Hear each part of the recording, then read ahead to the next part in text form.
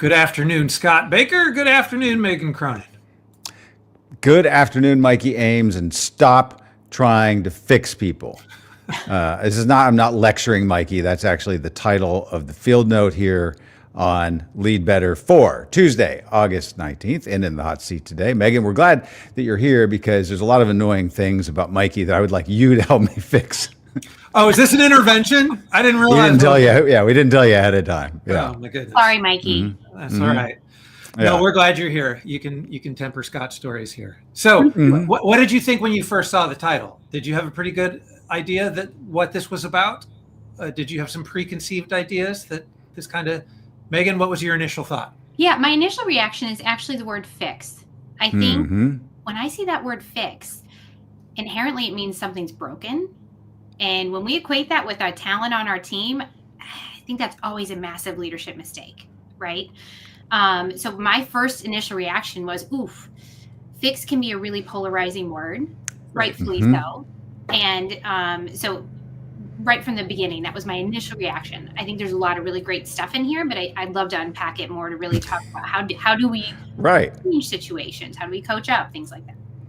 Right. Well, I love this topic. Mikey knows it in terms of the idea of admired leadership behaviors that we talk a lot about, that it's what you actually do that matters. But also we would say that the psychological approach is not as good as the behavioral approach for leaders. But we often say that understanding yourself, understanding others on your team, those things can be important. They might be requisite, but they're not sufficient, which is why we go to sort of the behavioral sort of aspect.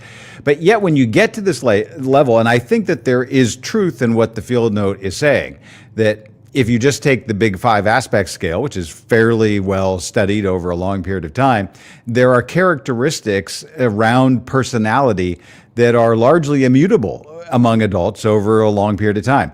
You're not going to fix or even change those things very much. So I guess the question is, the field note kind of goes from don't try to fix people, but as a leader, you do want to change behaviors. So is change really that much different than fixing? I don't know how that sits from your coaching chair, Megan. It's a fantastic question. And yes, it's a huge difference. Again, fixing sounds permanent. Changing is actually something that people can adapt and it's temporary, or at least they interpret it that way, right? If I come to you and say, hey, Scott, we really need to fix this, or you need to do this differently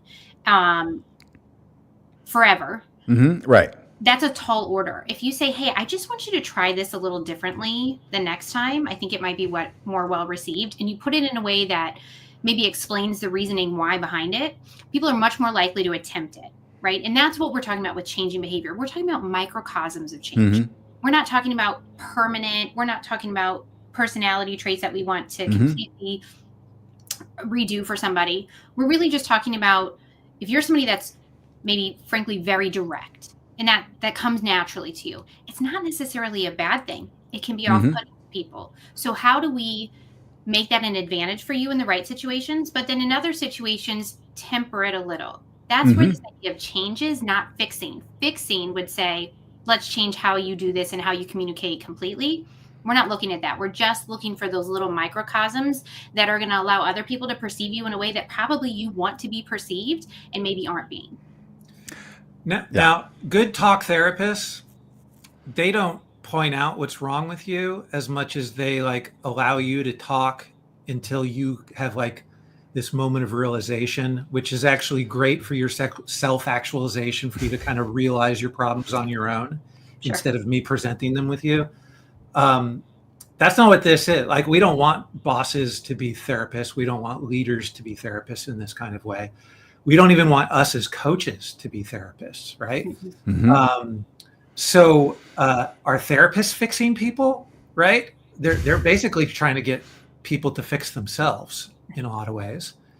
But either way, that's not the subject of the field note. I just wanted to take a quick rabbit trail here. Well, I guess let me underline that. So is it so much, as the field note says, a leader is helping change behavior? Well, I don't even know if it says helping, but is it helping you change behavior around a specific thing? Kind of like, I mean, even the guide might be our modules around how do you give feedback? How do you build relationships? How do you make decisions, right? How do you elevate performance?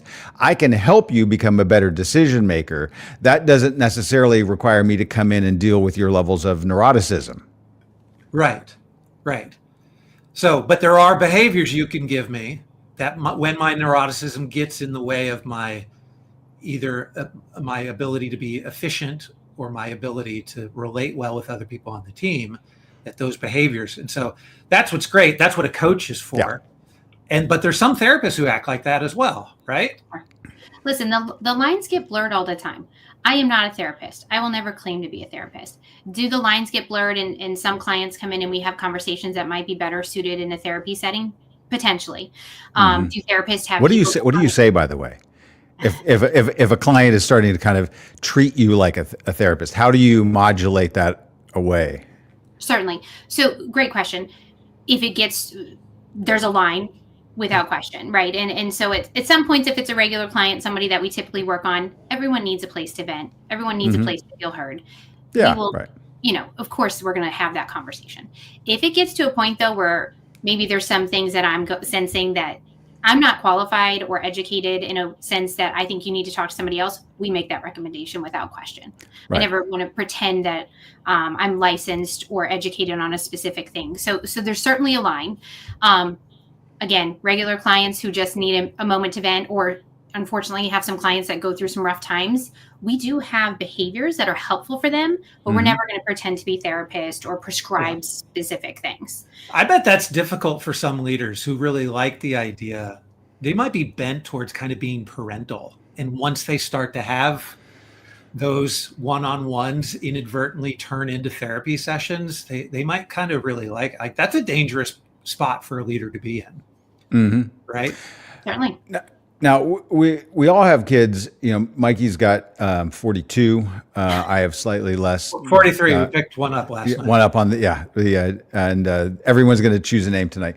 No, Mikey has 6. You know, okay, but in any case, you see lots of different personalities in kids, and probably many, and they're a little more malleable when they're younger. A lot of them, you're like, all right, we have to change this, right? We have to do that.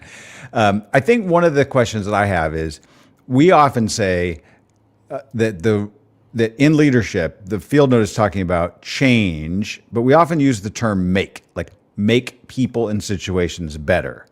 And that resonates for me in the sense that, like, if I have a leader, I want to make me better, like do things that actually improve my game, help me become a better version of whoever I am in the workplace. But I realize that some people may not be comfortable even with that kind of language. And I guess my question, Megan, then is from the clients that you have, and they've hired you because they actually do want you to make them better, but they're dealing with a lot of people in their organization. How important is enrollment, meaning the proactive decision by the person to cede some authority to the leader to help them change and make people better? Is it just not going to work at all if I'm resistant to your efforts to try to make me better? It's $1 million question, right? Being in the coaching chair that we're in, oftentimes if somebody seeks it out, they do want to make people's situations better, which is our definition of leadership. And they're the best type of people to coach, if I'm being honest. Yeah. Because they're invested. Who doesn't want to work with somebody who wants to get better, right? Yeah. When we're people that come to us in a remedial situation, or an HR partner comes and says, we really need you to fix or help in this situation, and that person's resistant, I mean, it's obviously extremely difficult, but my real, I think, passion in that instance is to make it be valuable for them. And so we'll often go into, I know you didn't get here because you wanted to, but what do you want? Right? What is your vision? Where are you trying to get to? Because I'm here in service of you. That is a good coach. I'm here to be a mirror for you. I'm here to show you the things or the perceptions or misperceptions of you, but then also make you better in whatever way it's meaningful to you. Now, sometimes that works. Sometimes it doesn't. There are people that are not coachable. That's okay.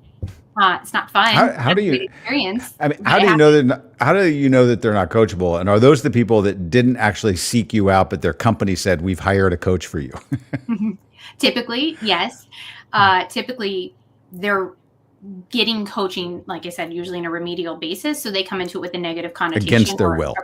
Or a presumption that they're trying to fix me. They're trying to change me.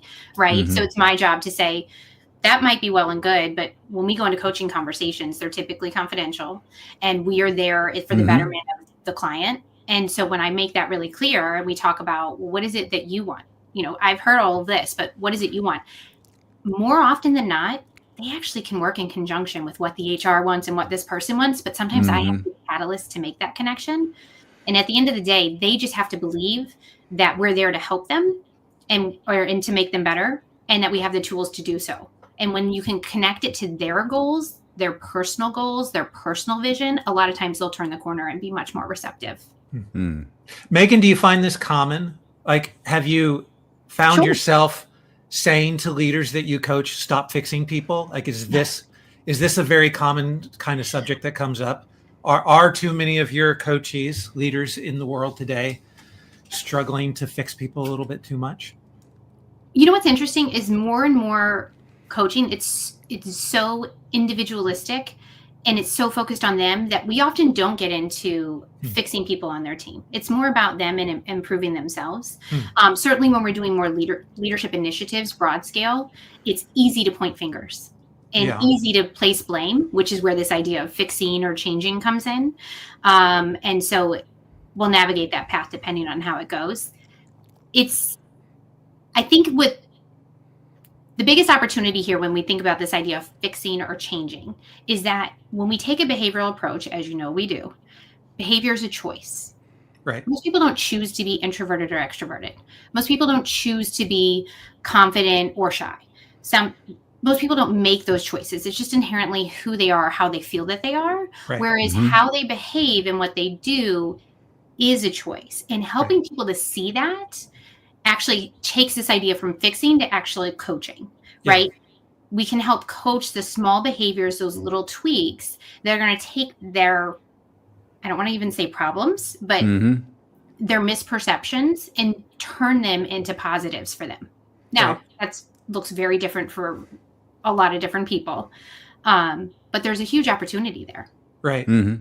So we are a coaching firm, and we are a leadership development company, and we have a very specific, we've referenced this a few times here, but we have a very specific approach and view on the way that leadership development should be done. We believe that the psychological approach, where it might have its place in other areas, is not the best way to teach people how to be the best kinds of leaders, and we prefer a behavioral approach. And so we've made these studies and observations, and we've recognized all the behaviors that the best leaders in the world, the admired leaders, have in common.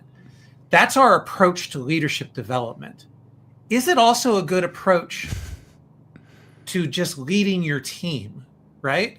Not like, does leading your team have to be behavioral, or could that be psychological as well, right? I wonder if like our approach to leadership development might be bleeding into like what our recommendations for our leaders actually are, or is it behavioral all the way down? Like, or can I just buy into that and not have to worry about having that conversation ever again?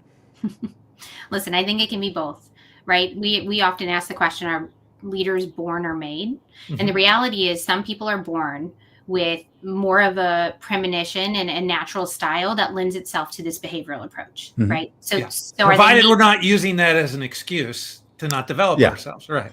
Correct. However, does that mean that people that don't have the natural inclination that they can't be a leader? Absolutely not. Right. Again, it comes down to this idea of choice. And if you have the tools and resources, i.e. our suite of behaviors, is just one example among many, then you can make a conscious choice of how you want to behave day in and day out. And what we know from the research is that people that behave in certain ways make for more admired leaders. And frankly, there's no argument to that.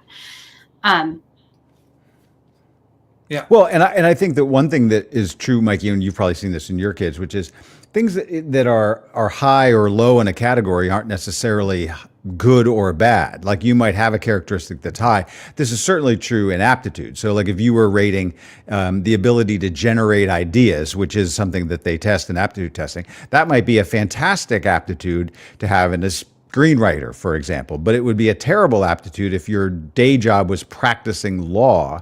And if your mind was generating 1,000 ideas, but your job is requiring you to think carefully about this one thing and look at it from 42 different sides and examine it and break it apart, you're going to be very frustrated in your work if that's your natural aptitude. But having a low, like if you said, well, do you have low idea productivity? And you'd be like, yeah, I do. No, that's your superpower as a lawyer. Like that, you can find the superpower in whichever direction. And I think just because you as the leader, maybe you're extroverted. Not all leaders are. Some are introverted, and you can rate those scales. Well, there are people that do really well, even as leaders, because of certain introversion characteristics. And we just have to be open to the idea that all of that adds value to the team, whichever way you go. And it's kind of fun to see how that all plays out. Right. It's fun that I was going to say that's an excellent point, because that's exactly what this field note is about, is that you don't need to fix anything. People are who they are, and they're in the positions they're in for a specific reason. What our job is to help display those characteristics in a way that's most becoming for them. All right. Can we get back to fixing Mikey? Because we're out of time. He's got 6 kids to deal with anyway. We're going to have to stay over and fix me. Okay. All right. Well, I love the simplicity of this behavior being the word stop. Right? That's great. Any hair gel tips for Mikey on like when he's wearing headphones on how to? No expertise on the hair gel. I apologize. Okay. All right. Okay. Thanks for joining us, Megan. Scott, anytime. good to see you again. Lovely to see you both. All right. Bye now.